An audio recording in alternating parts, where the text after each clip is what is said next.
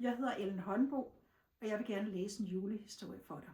Den hedder Jul på det gamle sørøverskib. Har du nogensinde spurgt din bedstefar, hvordan han holdt jul som dreng?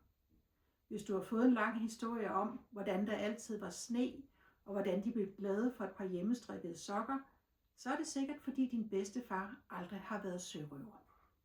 På sørøverskibe, der forstod man nemlig at holde jul. Kors i kahytten, hvor kunne de pynte op, sådan en flok pirater. Med julelys i lanternen og nissehue på galionsfiguren. Selv papegøjen fik gran om halsen. Og julemaden, jeg siger dig. Først fik de blodpølse med granatæbler. Så var der sprængt and. Og hvis du nu spørger den, der læser højt for dig, hvordan man laver sprængt and, så hører du sikkert noget om, at man lægger anden i salt nogle dage, før man koger den.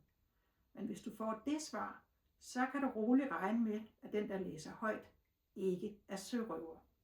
Nej, for når sørøver laver sprængt and, så er det bare om at komme af vejen. Sådan en sørøver andesteg er fyldt med æbler, svisker og bomber.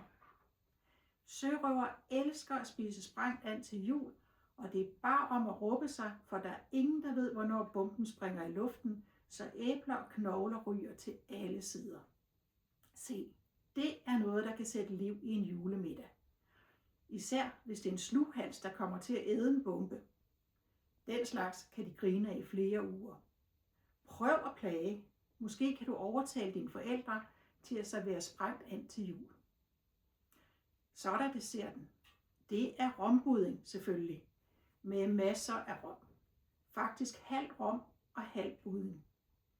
Mandelgave bruger de ikke.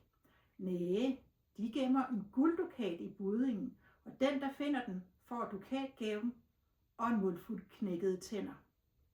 Og der er nu ikke noget som par knækkede fortænder, der kan få en sørøver i julestemning.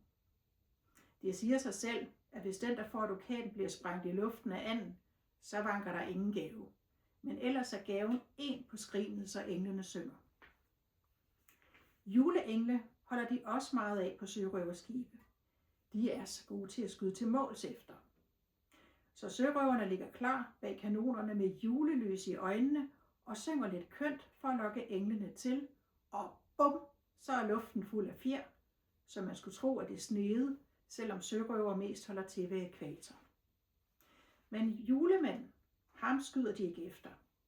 Nej, det ville da være for dumt at skyde ham og alle hans gaver ned, så hele herligheden retter i havet. Derfor venter de, til han er lige over skibet. Og så skyder de efter rensdyrene, så kagen kæntrer, og alle gaverne drætter ned på dækket. Eller også klatrer de op i rigningen og ligger på lur bag sejlet med krumsabler mellem tænderne. Ja, de ligner nærmest små vanvittige kravlenisser, som de hænger der og stråler af glad forventning. De har nemlig sådan en hyggelig juleleg, som de leger med julemanden. Når julemanden kommer drønende forbi i sin kane, kaster de sig over ham, alle mand. Og så er det ellers om at være vaks ved storsejlet. Der er 10 point for huen og 20 point for skægget. Juletræet er en historie for sig. For det første er juletræet en palme for Sydhavet. For det andet pynter de julepalmen med nypudsede håndgranater og fine girlander af sørøverflag. I toppen sidder skibspapegøjen og skråler med på alle julesangene. Det lyder sådan her. Glade jul, dejlige jul, engle dratter ned fra skjul. Julemanden ham plukker vi ned, midt i røven så stor og så fed. Fryd og vores sjæl vi har skudt, fryd og vores sjæl vi har skudt. Skråk! Og gaverne. Har du nogensinde fået en gave, du ikke blev glad for, men som en eller anden tante havde strikket, og så var du nødt til at lade som om? Sådan kunne en sørøver aldrig drømme om at gøre det. Hvis de får en gave, de ikke kan lide, så smider de den i havet, lige på stedet, og den glade giver, han ryger i som den næste.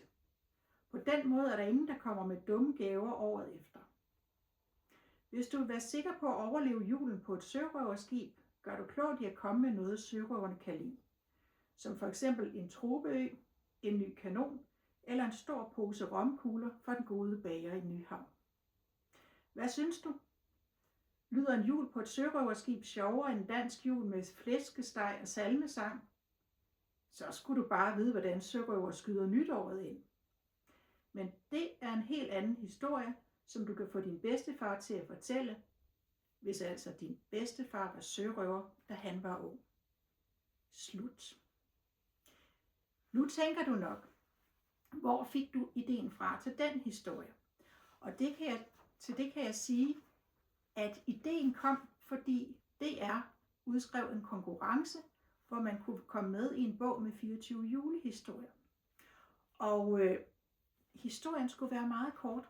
Den skulle faktisk være så kort som det her. Når man skal skrive så kort, så gælder det om at have en meget enkel idé. Så en dag stiller jeg mig selv spørgsmålet, kan jeg vide, hvordan sørøver holder jul? Det var sikkert, fordi jeg var i gang med at skrive en sørøverbog på det tidspunkt. Og det er mit gode skrivetip til dig. Hvis du skal finde på noget, så er det en god idé at stille et spørgsmål som, hvad nu hvis, eller kan vide hvordan? Hvad nu hvis julen bliver afskaffet, eller kan vide hvordan man holder jul på Mars? Se, så har du pludselig en idé til din egen historie, som du kunne skrive, hvis du har lyst. God jul og god skrivelyst.